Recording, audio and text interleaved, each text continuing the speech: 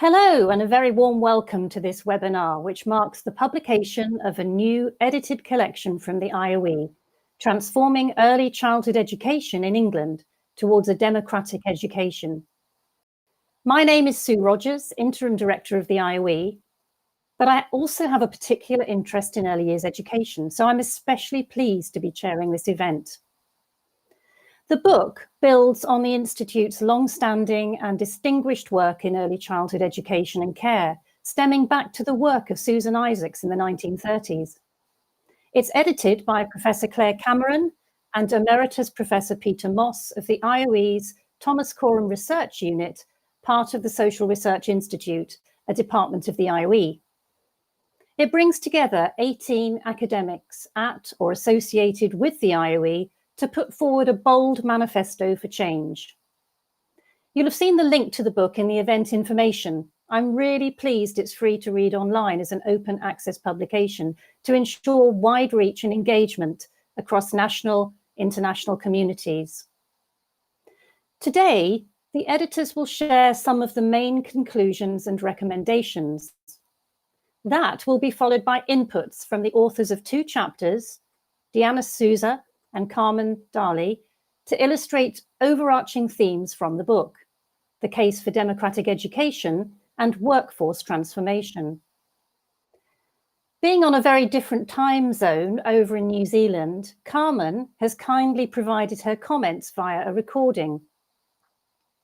Then for our final segment, we will have the chance to put your comments and questions to an expert panel, including Claire and Peter, plus I'm delighted to say Sara Bonetti from the Education Policy Institute and Beatrice Merrick from Early Education. We're really keen to hear from audience members throughout this webinar so that your inputs become part of the event and the recording that we will post afterwards. Please use the YouTube chat function to share your thoughts and to put questions to the panel for the question and answer segment. You can also tweet about the event if you wish. With that, let me say I hope you enjoy the proceedings. I'm certain it will stimulate much debate and discussion.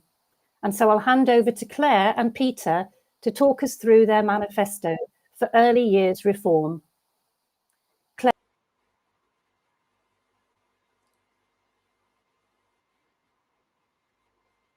Introduction, and hello to everybody, and thank you all for joining us today. Transforming Early Childhood in England, this new book, is a book to provoke critical reflection, to stimulate widespread debate, and to arouse hope that something better is both necessary and possible, a hope that is especially important in this time of crisis. As the Indian writer Arundhati Roy puts it, historically, pandemics have forced humans to break with the past and imagine their world anew. This one is no different. It is a portal and a gateway between one world and the next. Introducing the book, some definitions are called for. Slide, please. By early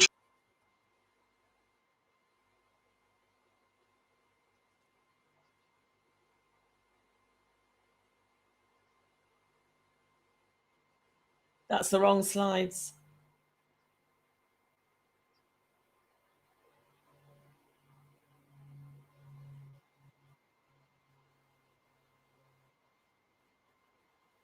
We'll find the right slide in a minute. So some definitions are called for. By early childhood, we mean early childhood education and care services for children from birth to compulsory school age.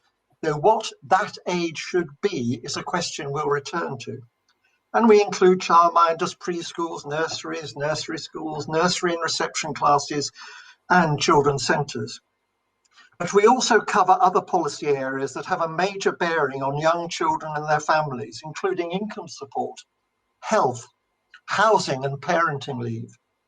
By taking this broad view, we situate early childhood education and care as an essential part of a larger welfare state.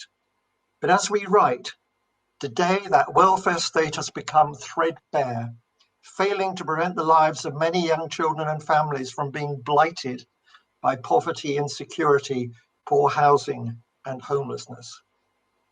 Our focus is on England, though we think our analysis of both problems and solutions has relevance for other parts of the United Kingdom and for many countries beyond, especially in the English-speaking world. And finally, by transforming, we mean that yet more tweaking, more rearranging of the deck chairs is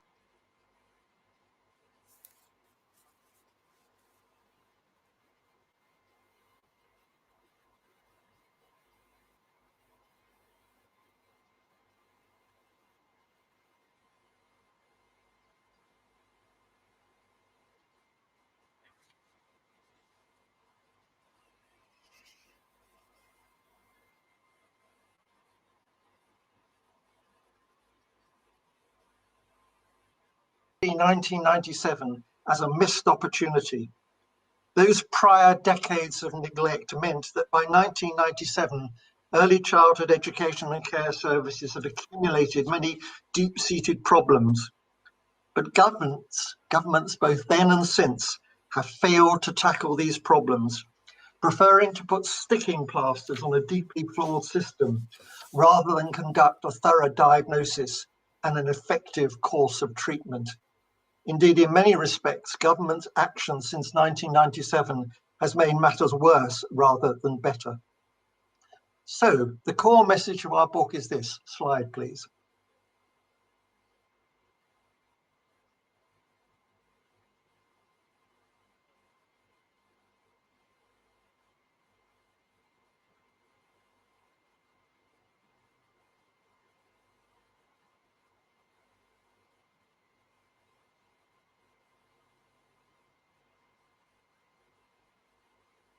Before we turn to look at possibilities for change, at what transformation might mean, Claire will run us through some of the main failings of early childhood in England today. Over to you, Claire. Thanks, Peter. Hello, everyone. It's lovely to have you all with us today. Slide, please. The next slide takes us through the big picture.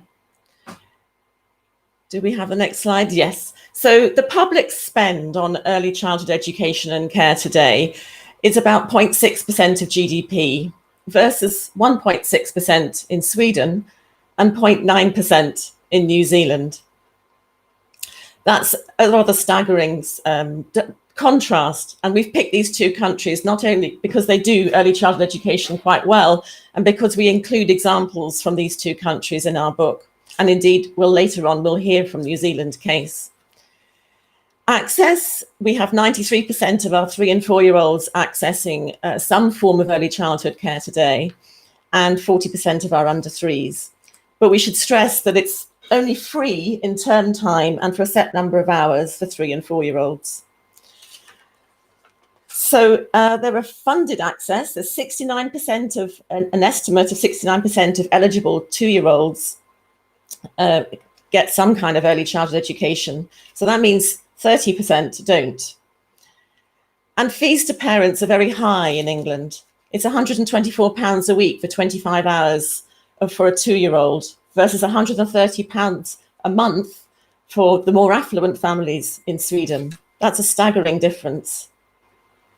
Also comparing Sweden and the UK, we can see that social background shapes access. In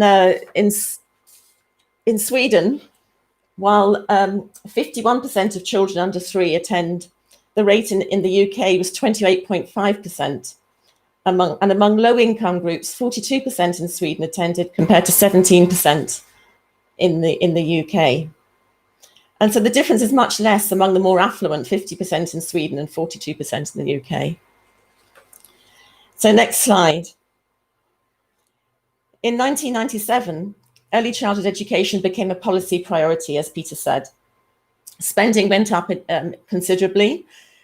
Early childhood education was made a universal offer for 3 and 4-year-olds.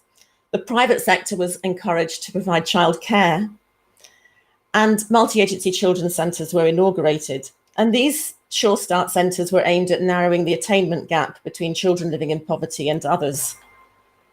And these three measures were designed to improve family resources through mothers' employment, as well as increasing the proportion of children who are ready to school at age 5.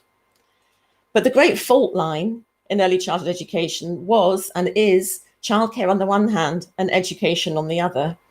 Successive governments have only partially resolved this split, and now childcare is the dominant theme, as can be seen in government papers called, for example, more great childcare, more affordable childcare, and policy measures such as in 2017 to introduce 30 hours of free childcare for 3 and 4-year-olds with working parents. So the result is that the education part of early childhood education has become somewhat diminished. The early years foundation stage curriculum was introduced to provide a coherence against split organisational arrangements, and initially it won praise for its holistic and child-centred approach, but it's become more narrowly focused on school readiness and implemented by staff with a wide range of qualifications and backgrounds. There continues to be school-based provision for 3 and 4-year-olds and some 2-year-olds in schools and classes. There's care provision in day nurseries and childminders. But the network of 3,500 holistically framed children's centres established in the 2000s have reduced in number and become targeted on the socially disadvantaged. And finally, while there have been moves to integrate administrative responsibility, for example, into the Department for Education, the post-1997 project of integration has largely stalled, and the split has widened, especially in relation to funding systems, which have grown ever more complex. And then there's the workforce. We have an estimated 363,400 staff working with young children in schools, group settings, and home-based settings. And that workforce remains split between teachers who are better paid and better qualified, and childcare workers who are lower paid with lower qualifications and no clear occupational identity. There's no one equivalent term to teacher, for example, among childcare workers. The qualifications split is quite stark. So among those working in childcare, only a quarter have a degree level qualification and a third have a qualification equivalent to A levels. But under teachers is a graduate profession, so they all have bachelor level qualifications. And the proposal, the measures under the Labour government to introduce graduate teachers into every class has become diluted. What's more, as Sara Bonetti has shown, the proportion of qualified staff in any one setting is decreasing, and there's a striking increase in reliance on unpaid volunteers and students. So there's pay differences. Teachers are paid around £18 an hour, while childcare workers are paid an average of £8.20 an hour. And there's high turnover, around 20%. Workplace stress is now common in education settings. We don't know about the well-being of staff in early childhood education, but one sector organised survey found that 3/4 of respondents were regularly stressed, especially by the volume of paperwork and lack of resources. And this degree of stress may well have an impact on the interpersonal relationships and communicative language learning children enjoy in early childhood education provision. So next slide, please. The private sector is a clear player in the England system. So 80% of early childhood education and care places are not in primary or nursery schools, but are in group settings in the private or voluntary sector or in childminding. And last year in 2019, fewer than 10% of places in nurseries were delivered by non-profit organisations, and more than half by large chains. So Ava Lloyd argues that these large chains are pursuing ambitious expansion plans in a global market. But these businesses don't provide sector stability. Even before the pandemic struck, Ofsted reported that between April 2018 and March 2019, more than 550 childcare providers were closed for business in England each month. So private sector provision is absorbing public money, but not enough to pay staff well or reduce costs to parents. And in the current era of COVID, private childcare is looking increasingly financially vulnerable and out of reach for children of low and middle income families. Ava Lloyd shows that government funding to support access is insufficient for nurseries who charge top-up fees, and parental employment rates are likely to also increase the removal of children from early childhood education settings. And this is in addition to the very real threats to the access to maintain nursery schools due to systematic underfunding. And apart from all these barriers, some children are missing out in particular, and those are children with special educational needs.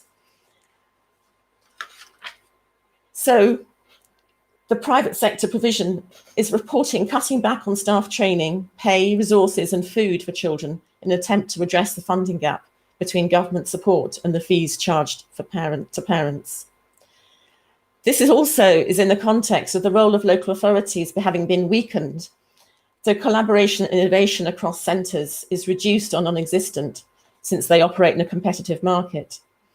Centralised control of funding and pedagogy through government departments and regulatory bodies also decreases the way in which local authorities can support on a localised basis. And there's a competitive tone between settings also through the pedagogical culture of targets and measurement and school readiness. So I've just included a couple of quotes from the newspapers about the collapse, the prospective collapse in the childcare sector and the funding cuts. And the final slide, next please, is about the social context of families' lives. So our chapters in our book document the over 4 million children are living in poverty, and there are expectations that this will rise in the pandemic. Poverty is associated with poor outcomes related to learning, behaviour and health, as our chapter by Abigail Knight and colleagues points out. And the UN rapporteur in 2018 described the way that the policies, welfare benefits of this country that drive down claiming entitlements and attract stigma and shame, that these deprive young children of support, and it was called an often callous approach. One of our chapters by Diana Rosenthal documents that homelessness, about 750,000 children is an estimate, and housing security are associated with poor health outcomes, such as asthma, diabetes, poor mental health and disability, and also infectious diseases through poor uptakes of vaccines. And finally, parental leave.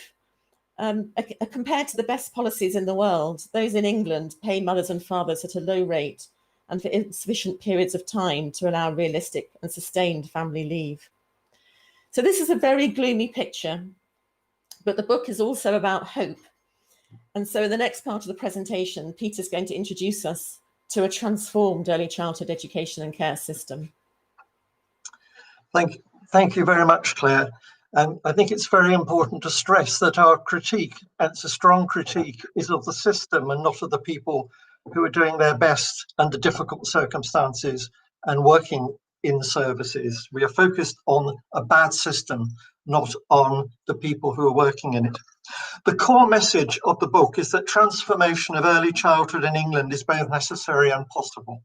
A transformation that is part of renewing the welfare state and rebuilding our country's depleted social infrastructure. We'll focus now on one part of that renewal and rebuilding early childhood education. And I'll offer a broad picture of what we propose, while Claire will fill in some of the detail, imagining what a transformed early childhood education might mean in practice for actual children and parents and workers. But before doing that, I want to stress that our proposals are not mere wishful thinking. They're based on very firm foundations. For example, children's rights are set out in the UN Convention on the Rights of the Child. Experience and research from both home and abroad, including countries like Denmark, New Zealand, Italy, Norway, Portugal, and Sweden. And the contribution, as Sue has already said, from 18 experts at or associated with the Institute of Education. So what is the broad picture of transformation that the book offers? Slide, please. It proposes, next slide. It proposes a public system of early childhood education that is fully integrated, covering not only policy making and administration, curriculum and regulation, but also access, funding, workforce and type of provision. This integrated public system would be available as of right for children from birth to 6 years and to their carers, combined with 12 months of well-paid maternity and parental leave, with at least 4 months only for fathers and 4 months only for mothers. We see early childhood education and parental leave needing to be in synergy, meaning to be integrated very closely. The integrated public system would be provided through a network of fully integrated, multi-purpose and community-based children's centres, providing education to all children, plus a range of other services for children and families. Transformation would be based on children's centres. An integrated public system would be staffed by graduate professionals specialising in work with children from birth to 6 years and having parity of status and conditions with compulsory school teachers and accounting for at least 60% of staff working directly with children. A graduate workforce, not just a graduate leadership. It would be recognised as the first stage of the education system, with primary and compulsory education starting at age 6. The present age starting at 5 is far too young. It would be free to attend for a core period equivalent to normal school hours in the compulsory education system. New slide, please. It would be closely connected to local authorities who would have a rejuvenated role in planning, coordination and support, as well as providing some children's centres alongside non-profit private providers. It would be funded directly, not via subsidies paid to parents, and it would be built on values of participatory democracy, cooperation and solidarity. What we propose, and this is really important, is a system that is first and foremost educational, an early childhood education with no more talk of childcare services or childcare workers, which doesn't mean ignoring the needs of employed parents. They are recognised in generous opening hours and reformed parental leave. Nor is care jettisoned, but rather than childcare for working parents, we believe all children and adults require care. Care understood as an ethic that defines how children and adults should relate to each other. Early childhood education with an ethic of care. The transformation goes beyond systems and structures, important as these are. New slide, please. It also encompasses pedagogical principles, values and practices, including working with an image of the rich child born with great potential in 100 languages, adopting concepts of slow knowledge, slow thinking and slow pedagogy, allowing time to linger, reflect and revisit. Observation and documentation, particularly pedagogical documentation, to play a central role, enabling all learning of all children to become visible and valued. And assessment as a cooperative and dynamic process embedded in everyday educational experience, turning away from managerial accounting towards a democratic accountability. Now that's a lot to take in one short sitting, and the book, of course, goes into much more detail about what all this would mean and also how to do it. But to give some idea of what all this might look like in practice, I'll hand over for the last leg to Claire. Thanks, Peter. Next slide, please. In this final section, I want to give life to the ideas in the book by inviting you to imagine a new family with their first child. This is a time for employment and citizenship rights to support society's aim to bring up children in healthy and happy environments. Those in employment, whether precarious or permanent, are able to access well-supported parental leave until the end of the first year of a child's life, with fathers able to access, as Peter said, at least 4 months of parental leave, paid at a rate that does not force parents to resume employment early. Political action acknowledges the health impacts of poverty, and salaries and welfare benefits are paid at a rate that enables young families to feed their families adequately. Secure and decent housing is available as of right to new parents to avoid long-term chronic health problems associated with poverty and poor housing, such as asthma, diabetes, infectious diseases, mental health difficulties, and cognitive development. At about 12 years of age, the child, we'll call her Rose, starts her early education at a local publicly supported children's centre within walking distance of her home. Next slide, please. The family is already familiar with the centre as it is, along with all other centres, collaborative with other local community groups, and offers a wide range of activities and advice for parents and babies and children of all ages. There may even be a cafe that acts as a social hub for the local community. The leader and about half the staff hold a recognised qualification, such as a bachelor degree in social pedagogy that combines theoretical and practical preparation in education, care and upbringing, and both pedagogical and organisational knowledge. And health and specialist support services are available for parents to consult and for the ECEC staff to refer to when needed. Next slide, please. While opening longer hours to cater for employment hours, Rose attends the core day with a small group of other children of a similar age, with plentiful access to beautiful spaces indoor and out. And I should say here we're indebted to Kate Cowan and Branch and Bone for the photos in this presentation. Rose can direct her own learning with carefully chosen stimulating materials and furnishings. There are no predetermined checklists of what she should have to have learned by what age, but a constant interaction with her at her own level and in the context of her own life. Staff are trained to recognise her learning disposition or the way she shows her interest, participates in the centre, persists with difficulty and communicates with others.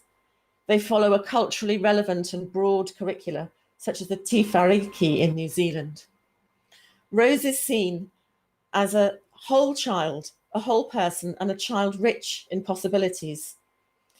That is, an active learner seeking the meaning of the world from birth, a co-creator of knowledge, identity, culture, and values, a child that can live, learn, listen, and communicate, but always in relation to others. The whole child is a child with body, mind, emotions, creativity, history, and social identity, an individual whose individuality and autonomy depend on interdependence, and a citizen, a subject with rights. Furthermore, Rose's pace of life at the centre is child-centred and slow. Her sense of self-identity and belonging are reinforced by the markers of herself around the centre, her name and her picture. She's a valuable member of the centre, and her very self is sedimented into the fabric of the place. There are also imaginative spaces in the centre, free from adult-centric definitions. The social pedagogues working with Rose are not rushed. They slow down, listen hard, and discover that she transforms the meanings of spaces by introducing her own ideas, as Alison Clark's work shows. By taking a slow pedagogy approach in ECEC, perhaps using the revisiting and reflective practices adopted in the pedagogical documentation methods of Reggio Emilia, the social pedagogues can step back and think about what it is that Rose is trying to say and how she is expressing herself. New slide, please. As Rose turns 2 and 3, she stays in the same children's centre. She does not have to move settings to have access to more challenging learning environments, such as the nursery school, and the centre is flexible enough to manage her parents' changing employment patterns or her evolving special needs. Rose's parents can volunteer to support the centre through membership of a local governing board, and they can influence the programme by making suggestions about activities and skills they would like to see available or to contribute to themselves. Her parents pay fees that are low and adjusted for their circumstances, and they're subsidised by national taxation. Ava Lloyd gives Norway as an inspiring example of a mixed economy with high quality, accessible, affordable, enjoyable early childhood education that promotes the interests of children, families, the workforce, and the state. So the last slide, please. So Rose and her parents have confidence in their local children's centre because regulation exists with a well-developed role for local authorities to provide support, learning and networking opportunities for staff.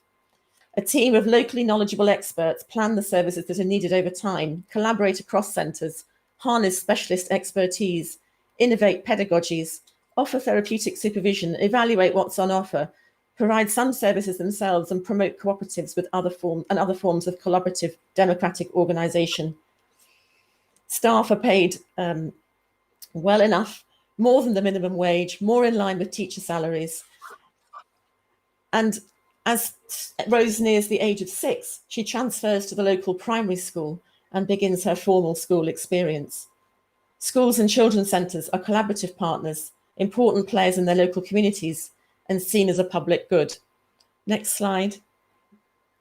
This last slide is an example of a combined kindergarten, cafe, and community hub from a highly diverse part of Berlin that I visited a few years ago. This is a good example of what a reformed, transformed early childhood education could be like for Rose and her parents in England. That's the end. Now, the final slide is a thank you to everybody. And an opportunity to visit the UCL Press website to access the book. Okay, thank you. Well, thanks to Claire and Peter for a compelling presentation and for making the case for reform. I know it's going to generate a lot of questions from our audience. I mean, what is really staggering, I think, is that you use 1997 as a landmark year, and of course it was, but we could go back before that, and we are still talking about these issues today. You know, we'll perhaps come to those with our questions. I mean, the other thing that stands out for me is that COVID has both surfaced and exacerbated inequality. And so this is a very important moment for us to take stock. So a very powerful presentation at this particular point in time. So I'm not going to take up any more time at this point. I'm going to pass now to the next part of the presentations from two contributors to the book. And without further ado, I'm delighted to introduce Diana Sousa, Senior Teaching Fellow at the IOE. And Diana's going to speak to us on the matter of democratic education. Many thanks for the introduction, and many thanks to Peter and Claire for the invitation to join you in this webinar today. It is a great pleasure and a great responsibility to be here to talk to you about democracy and to reflect upon its meanings and possible enactments in education. Quite suitably, yesterday, many international organizations celebrated the International Day of Democracy. And it goes without saying that the uncertainties and fears throughout the world brought by the current times, alongside challenges that so many children and their families are facing against their freedoms and diversities, speaking of democracy and its purposes in education in this presentation is also speaking about what makes us human. So I'm not here to talk to you about party politics. I'm here to talk to you about democracy as the real life experiences, the relationships, the exchanges, the communications, the participation, cooperation, solidarity, and sharing that we live together in education and in society. Peter and Claire already mentioned in their earlier communication that the book Transforming Early Childhood in England argues for democracy as a fundamental value for a transformed early childhood system towards a democratic education. In my very short presentation, I am going to focus my thinking on the chapter that I contributed on democracy, and I will particularly refer to the practical example offered by the modern school movement in Portugal, also known as MEM, as an example of a local cultural project which has democracy at the center of its thinking and doing education. But to begin with, I think it's really important, first of all, to stress the strong tradition of people who have not only spoken about the importance of democracy for education and society, but also who have conceptualized democracy as an inherent component of education. So in other words, I'm talking about people who viewed education and society as indissociable from each other, and who understood educational settings as spaces for relationship and socialization, and specifically of education for democratic citizenship as spaces for children and adults to voice their views about matters that affect them, and also to express their opinions and beliefs about themselves and society. Next slide, please. So two of the people I would like to mention today are the American psychologist John Dewey and the French pedagogue Célestin Freinet. And there are many reasons to speak about Dewey and Freinet together when reflecting upon democracy and education. And one of those reasons is that despite their differences, these two educationalists complement each other in more ways than one. So, for example, democracy is conceptualized by them as a value which generates conscious individuals who participate and live together in society. And as you can see in this slide, Dewey has described democratic education as a mode of associated living, of conjoint communicated experience, where social relationships constitute the essence of education institutions, while Freinet also argued that education and society could not exist without one another, believing that one prepares the democracy of tomorrow by democracy in the school. Next slide, please. So while Dewey is many times described as the philosopher, Freinet is by contrast often described as the teacher, the practitioner. Now, with the evident risk of oversimplifying their work with this statement, the reality is that they have distinctly contributed to understandings of democracy, both as a value and as a pedagogy. For instance, as you can perceive from the photographs in this slide, you can see how Freinet created strategies, which he called techniques, to put in practice the values that he associated with democratic education, creating in this way a democratic school which valued aspects such as diversity, heterogeneity, participation, solidarity, communication, dialogue, reflection, and cooperation as a means to transform education and society. And the reason why it's particularly important to speak about Freinet today is that his cooperative pedagogy has strongly inspired the Portuguese modern school movement that I will introduce to you next. Next slide, please.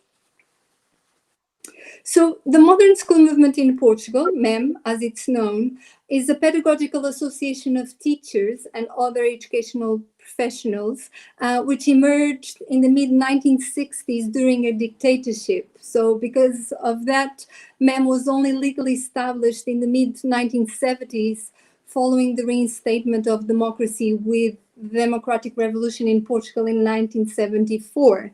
Now, unfortunately, in this presentation, I don't have enough time to tell you about the history of MEM in detail, but I do hope that you feel encouraged to read more about it in the chapter, because the social, cultural, and political events that inspire the emergence of a movement like MEM are fundamental to understand its missions.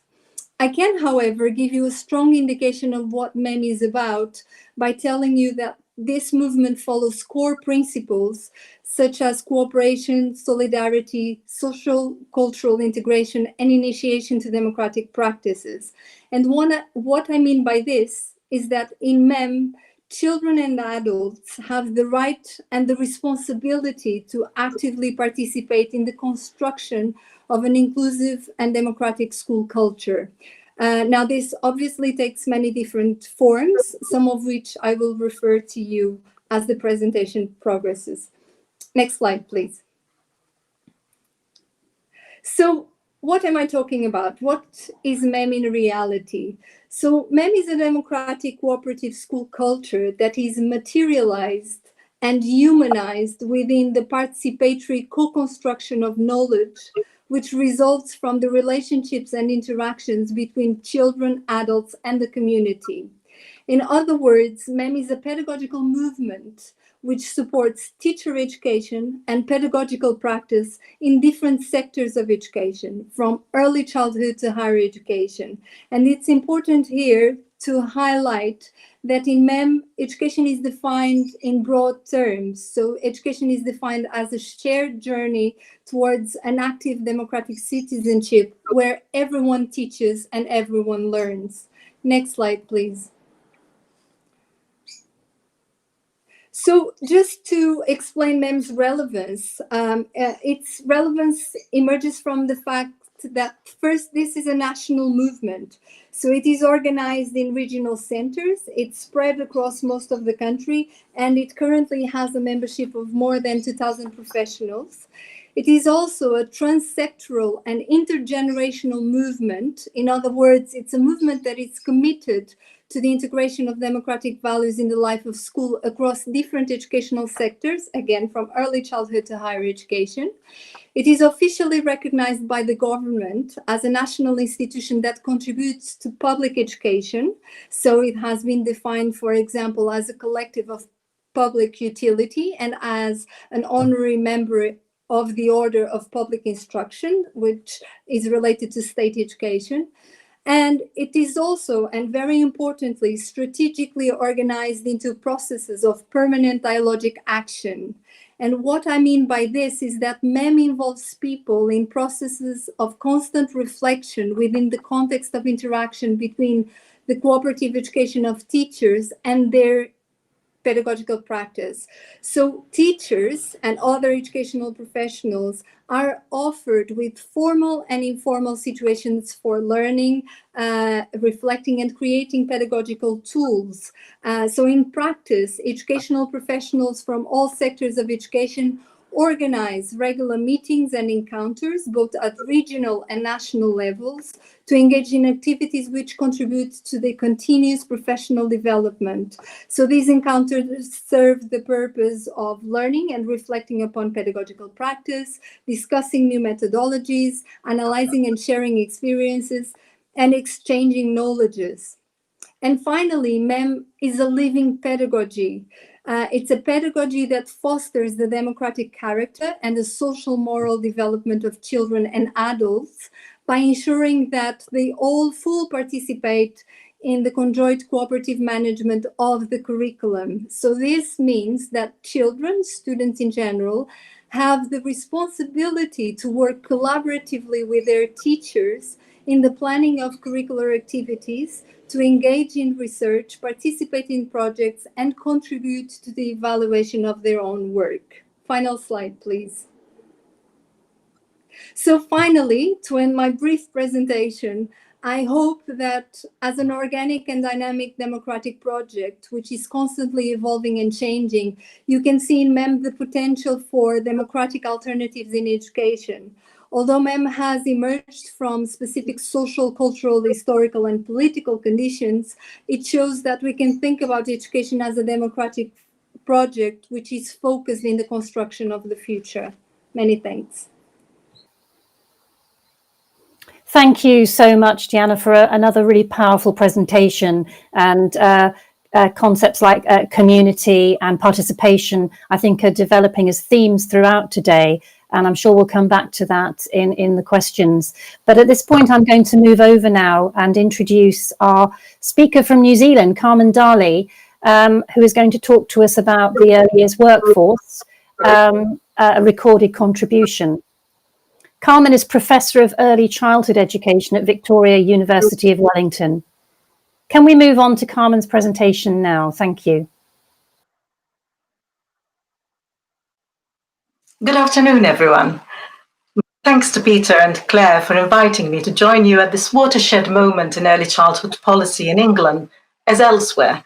COVID lockdowns everywhere have revealed how essential early childhood services are for the well-being of families and societies. So in calling for transformation, this is a very timely book. It's a call to arms for all of us.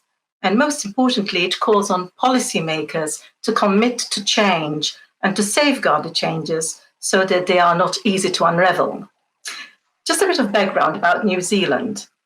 Aotearoa, New Zealand, is a small country, geographically 10% bigger than the UK, but with a much smaller population of 4.8 million. 15% identify as Maori. Aotearoa is the Maori name for the country, and using the two names is the political statement that acknowledges the original people of the land, the Tangata Whenua, Maori.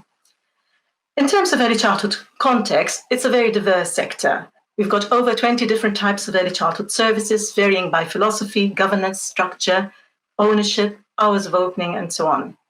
And for administrative and funding purposes, we divide services into two types, teacher-led or parent-led. For example, play centers and indigenous Kohangareo, the Maori language nets, which are run by parents. All licensed centers, regardless of ownership or structure, must meet the same standards by regulation. New Zealand has had an integrated care and education system since 1986, when the policy responsibility for childcare was moved from the Department of Social Welfare to Education. We have high participation rates. 94.9% of children who started school last year attended some form of early childhood service. And participation continues to grow, with the biggest enrollment growth for 0 to 2-year-olds. School is compulsory from the age of 6, but most children start school on the day they turn 5.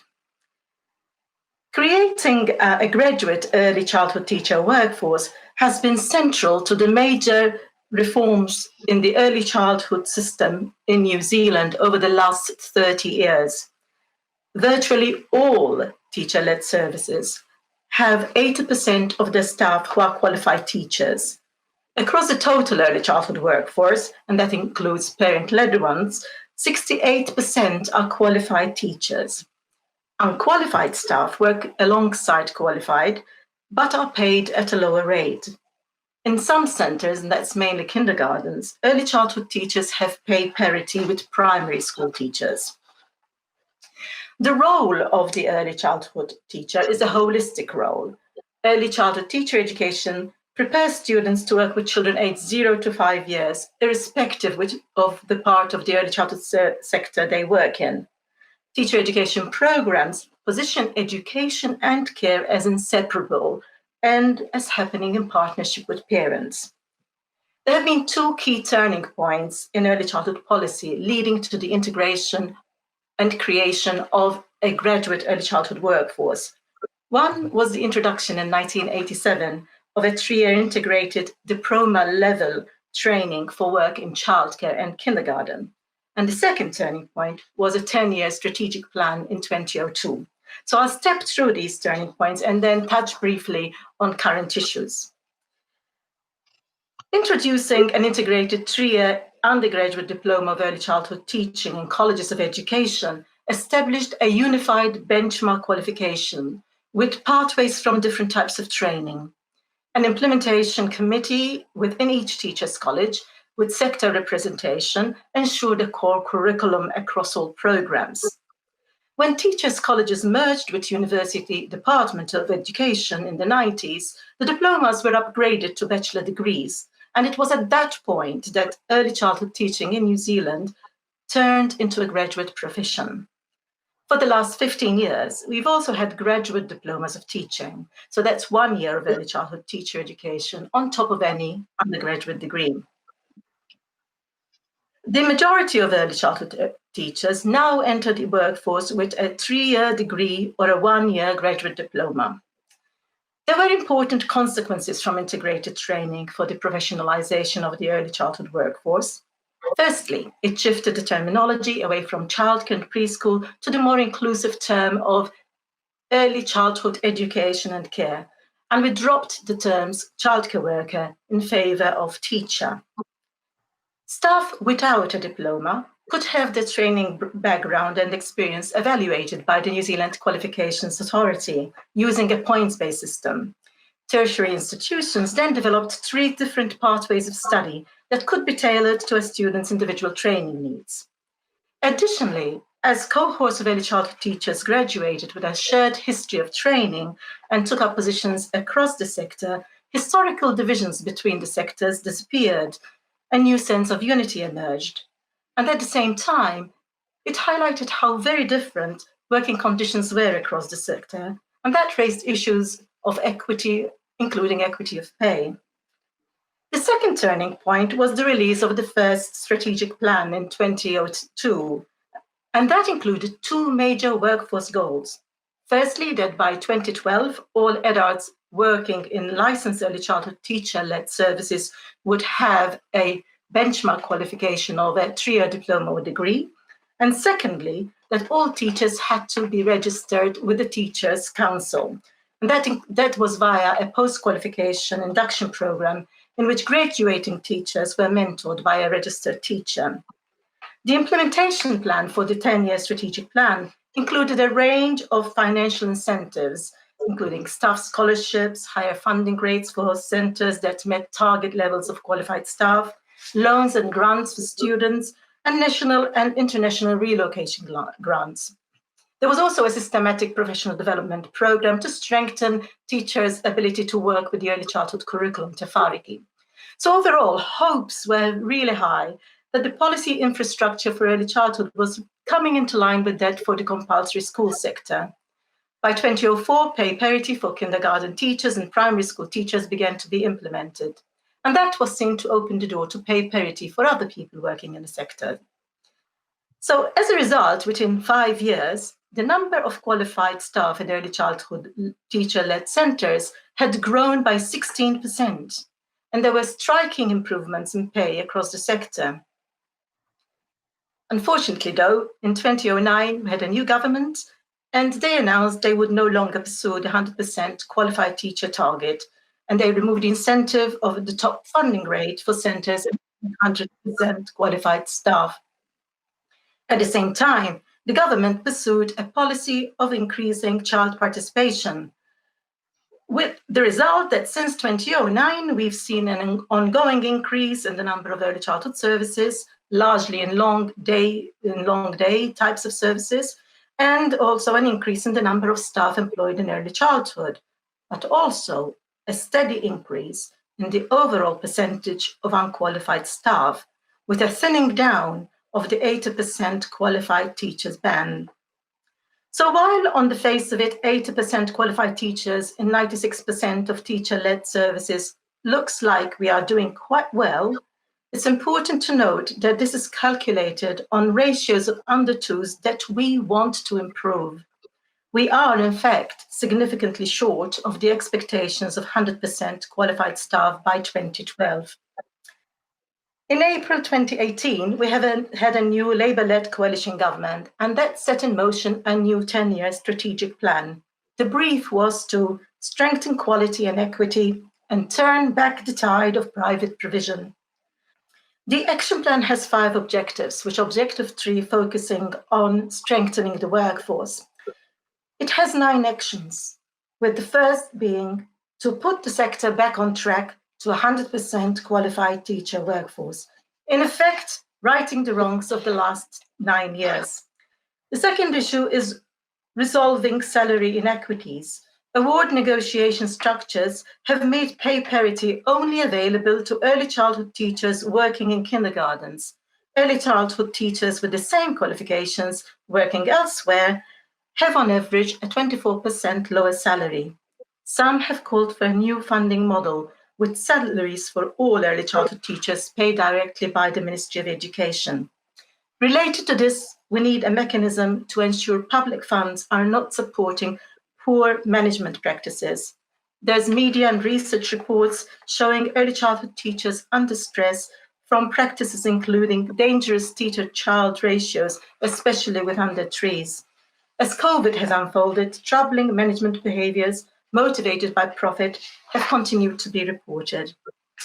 Earlier this year, the Education Minister gave the go-ahead to start work on 2 of the actions of the current 10-year action plan, and that's the reinstatement of the higher funding ban for centres employing 100% qualified teachers, and implementing mechanisms to improve the level and consistency of teachers' salary. A new bottom rate salary has been set for all early childhood teachers, irrespective of where they work. A third action to raise the qualifications of home-based educators is also underway. So, hope springs again. But with elections just a few weeks away on the 17th of October, we are also aware that early childhood policy has been a political football for decades, and gains made under one government can be very fragile and unraveled by the next. In our COVID environment, our government has been funding shovel-ready infrastructure projects to keep people employed. Writing with colleagues recently, we've argued that our new 10-year action plan is shovel-ready, and needs to be speeded up. Its implementation would give children, families, and communities the best human infrastructure now and for the future. We hope this message will be heard and that we might achieve non-partisan support for the plan and, for once, continuity in early childhood policy. Well, thank you very much to Carmen, and some glimmers of hope there at the end. And I think we want to hang on to that feeling of hope if we can today. I want to thank all of our speakers for their inputs, and that's generated many questions from our audience today. So I want to turn to our panel as quickly as we can now to try to cover as many of those as we can. And I will try to group them around themes because there is quite a lot of overlap. So our four panelists today include the editors, Claire and Peter, who you've already met. And I'm also very pleased to welcome Sara Bonetti, Director of Early Years at the Education Policy Institute, and Beatrice Merrick, Chief Executive of Early Education. Please keep putting your questions forward because we can look at those even outside of this meeting. But I want to now immediately turn to a question from Wendy Scott, if I may. And I'm just going to give Sara a little bit of a warning here because I might come to you first, Sara. It's around a kind of policy question, policymakers. So how can we persuade policymakers in this country to pay attention to the overwhelming evidence which confirms the personal as well as the financial value of investment in high quality provision in the early years, as demonstrated through Sure Start a generation ago?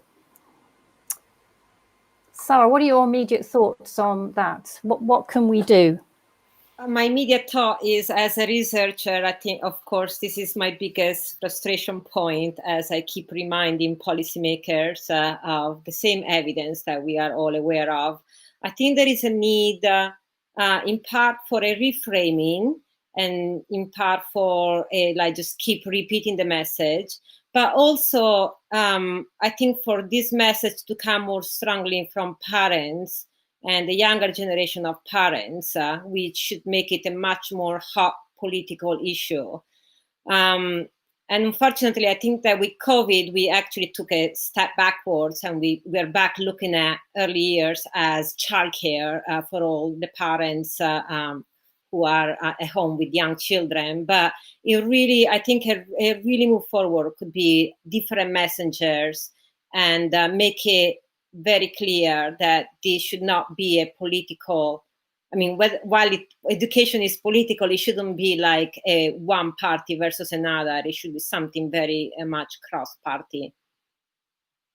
Thanks, Sara, and And I want to bring Beatrice in here. I mean, for me, there's something about being joined up, united, acting as a community with one voice.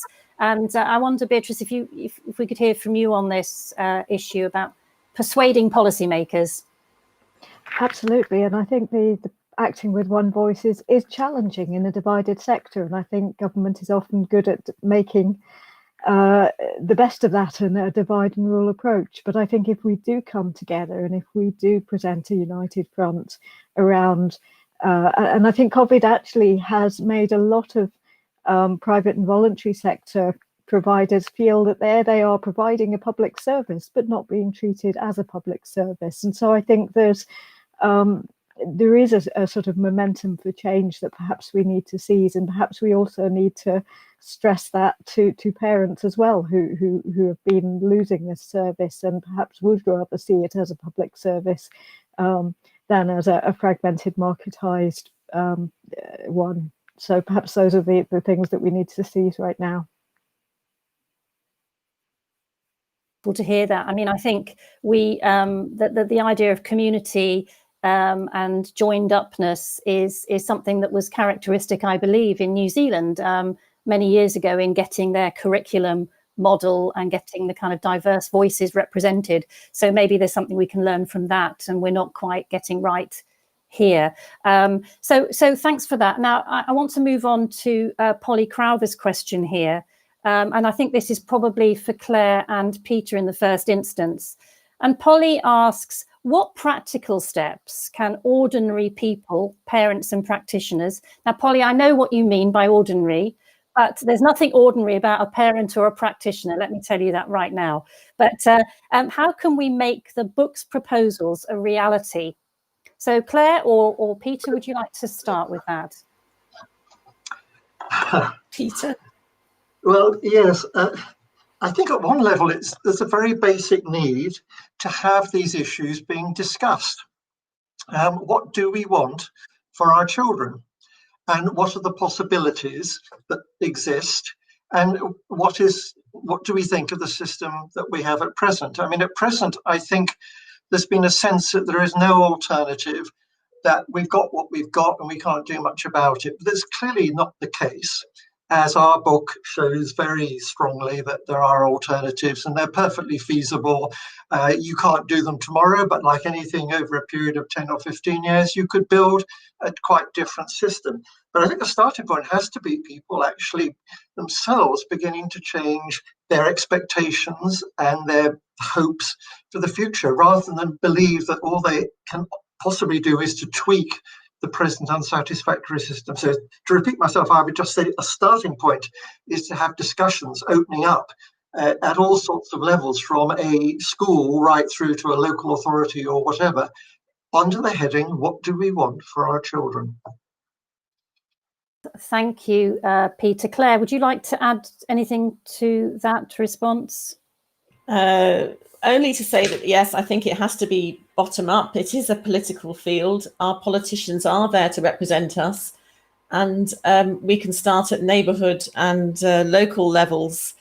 Councils are interested in supporting, in my experience, are interested in supporting families, and we should be talking to them and raising the issue of how can you actually combine bringing up your child with work in this current day and age. And we do pay taxes, and we would like some support with that. And this is what it might look like.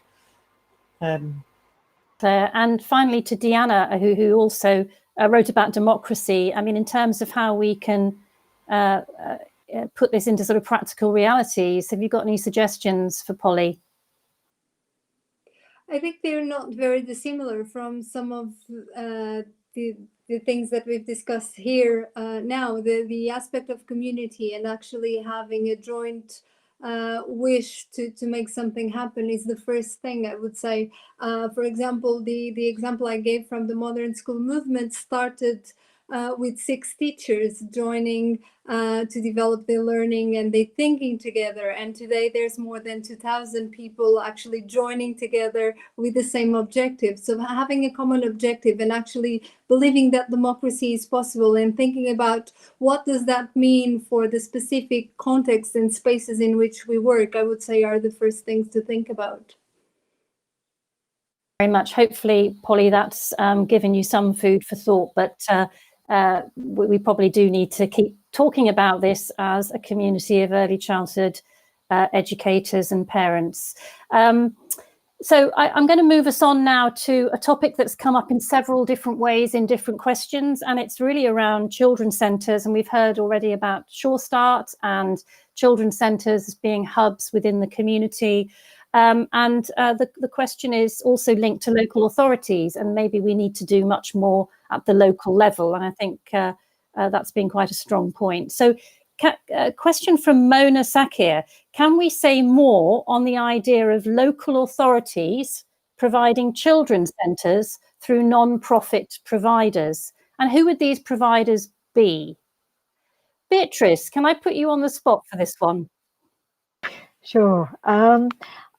Well, at the moment, a lot of children's centres are run by large charities such as Action for Children. So they are run by not-for-profit. Whether that's the model one wants to go down, there's also a strong argument that those which were run by nursery schools were incredibly effective, and having that integration between the work of the children's centre and the work of the nursery schools brings together those education, care and community links in an incredibly powerful way. So I think there are lots of models that we can look at, but certainly that local decision making and that local responsiveness is really important. But there is the issue that in recent years that it's much more led to a postcode lottery where whether you have any children's centres at all has been down to local decisions. So striking a balance between a centrally mandated level of service that everyone should have, but the freedom to deliver it locally according to local needs, I think, is the tricky thing. Thanks, Beatrice. And following on from that, Sara, you might want to add to that, but also to try and make us think also about how the workforce is positioned within this.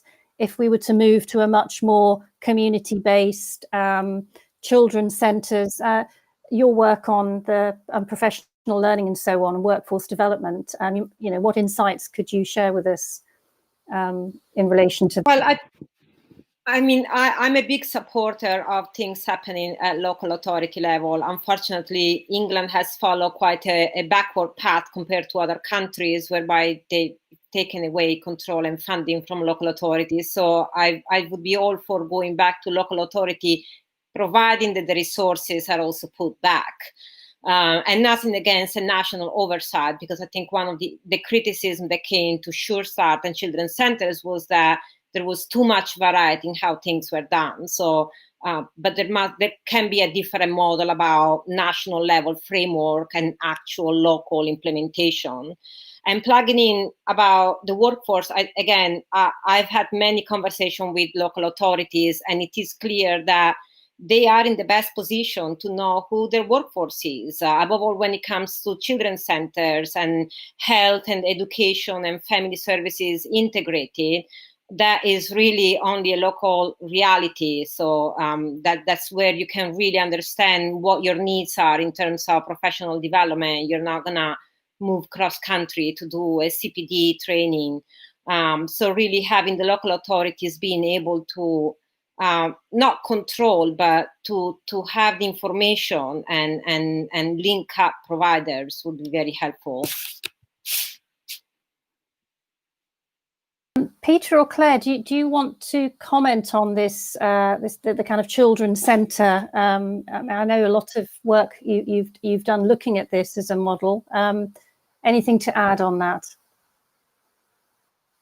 I mean, actually, the Institute of Education through Thomas Coram Research Unit was one of the first places to open children's centres in this country back in the 1970s. So we have a very long and fond connection with this model. And the sad thing about it is, instead of being taken as the basis for a universal system, it ended up becoming rather targeted and added to the existing hodgepodge of services that we've got. So we're really saying we want to see early childhood education in the future being developed through universal children's centres. And those centres, I think, yes, there's a role for non-profit organisations, and as Beatrice has said, that already exists. There are plenty of models. Cooperatives would be another one. But we also want to see local authorities going back to being the providers of some of these services, because they have in the past been able to provide some really rather good early childhood services. So the local authority would both be a provider and through that actually learn about early childhood education, but also be a support for the whole system, including, for example, as you see in places like Reggio Emilia, providing really important professional development programs, general support to workers and centres, and generally encouraging cooperation rather than competition, so that people are exchanging experience and so forth. Claire in a moment, but I just want to intercept a comment from Gary Todd on this very issue about, you know, whether you've considered the challenge of local government childcare delivery, because there clearly will be challenges around it. So just to add that into the mix, Claire, could I ask you to comment on that? And local, as far as the workforce is concerned, in that if we could get the teaching unions to take an interest in early childhood education and to drive up a model of a teacher, a teacher-based or a social pedagogue-based qualification that would be acceptable everywhere, that would have common understanding, that would have a holistic approach, then that would be a quality assurance mechanism for wherever you sent your child to a children's centre. And it would start to raise standards everywhere and equalise things. I think we need a combination of both very local and the national here to be able to regulate and to also upgrade the conditions of work of people who work in children's centres or other provision. Yeah, thanks, Claire. And I can see Sara nodding there. So, yeah. Did you want to add a final comment on that topic? Just a disclaimer, where I was really fascinated to hear, all the history related to New Zealand progress. And one key concept that really struck me was this movement away from childcare to teacher, which I'm one of the big supporters. And yet you hear a lot of resistance from early years professionals about being called teachers in England. So I think there's a strong cultural conversation that needs to be had, and it probably comes from like a distorted or a negative view of schooling that then goes into early years, but it does remind us that context matters. Thanks very much. So I think we've got time for one more question. Then I'm going to ask panel members to give me a kind of answer to a question in one sentence, but I'll save that for when I've just given. This is a question I think for Diana actually. So I think just quoting you, Diana, education is a shared journey towards active democratic citizenship. Hopefully you recognize that. And the question comes from Nikki Wallace. And the question is, how would our practice develop if we came back to this as our starting point? It's a good question. And I think we cannot see these things in isolation. I think everything we spoke about is democracy. So the workforce, the teacher qualification, looking at, how we have a devised system, these can all be considered questions of democracy. So in order to actually think about democratic citizenship, and that's why I reinforce so much the connection between education and society, I think part of the basis for having these discussions is actually seeing it as a whole and trying to address the different issues with the connections and relationships that they have. So it's not only about gaining more qualifications, but it's understanding what those qualifications are for and what the purposes of early childhood education are for. And I think this is the political question that we see many times, for example, in Peter's book, which is the big question, what is the purpose of early childhood education? And I think this is the basis for our discussions about democracy and democratic citizenship. And it's definitely something, and going back to the quote, it's definitely something that we need to go back to, but we need to search within ourselves, what does that mean? And one of the things that I've been quite interested about is how democracy can actually take many different forms depending on the context in which we are immersed, and what does that mean for what we need, and also what does that mean for a culture of early childhood education that it's a culture of community, and it's not thinking about democracy as something where we have the school walls that divide the democratic school from the community. It's about how we can see it as a shared journey and commitment.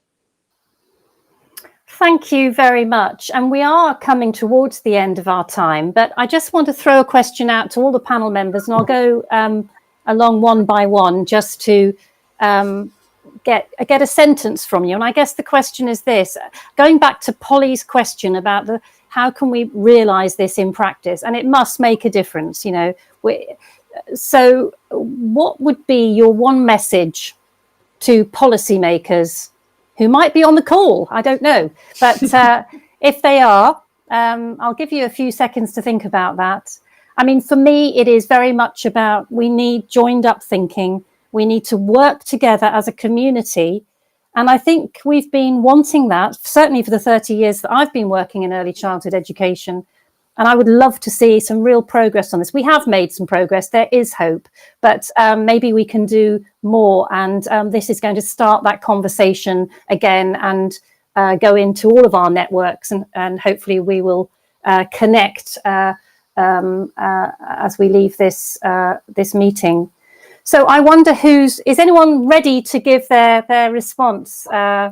Key message for policymakers here, or shall I just pick on somebody? Who's okay? Brilliant, thank you. I think I'll repeat a message that I often have. Children before they start reception year are the same children that then suddenly turn out into reception year classes, and they deserve your focus and your respect since day one, rather than just as they suddenly turn into mandatory school. Thank you very much, Sara. Powerful message, very succinct. Thank you. Who would like to volunteer next? Okay, Well, I had, Sue, I had something really similar, which is that a plea for humanitarian values that value children and parenting, to realize the connection between children and parenting and the rest of society, and to support them in their education. It is our future. Thank you very much, Claire. Excellent. And who would like to go next? Beatrice? Sure. I think I would like to say to policymakers, the question you're trying to answer is the wrong question. I think this book really powerfully shows us how we need to reframe our thinking about what the important questions are. And I think that's particularly true around the chapters around curriculum and measurement and the focus on entirely the wrong things. So let's change the debate around those. Thank you, Beatrice. And then that leaves Diana or Peter. Diana, can I come to you next? Yes. I would say that in line with what has been said so far, I would pass a message that perhaps we need to broaden our definitions of education. Education is not only what can be measured. Education is not only what comes in the books. Education is not only what is defined in an office, in a round table, between people that are not many times in the educational environment. So I would think very, very carefully about what we mean by education and what does that mean for the people living it every day in their lives. Thank you, Diana. Brilliant. And Peter, final word to you. Right, I'm going to pick an issue from the book and final chapter. I would say to them, risk opening a democratic politics of education around key questions. What do we want for our children? What is our image of the child? What is the purpose of education? And what are its fundamental values? We need to open up to a rethinking which will enable us then to decide what we should do to bring it about. Excellent. Brilliant messages. My warm thanks to all of you, and also for the invitation to be here today. It's fantastic to chair such an important and lively debate. My thanks to the audience, to the questions, and to the technology team who've kept us going. I hope you'll continue this debate outside of this meeting, and we can all start to connect over these really important issues. So thank you very much, and I wish you a very good day. Thank you. Thank you. Thank you. Thank you.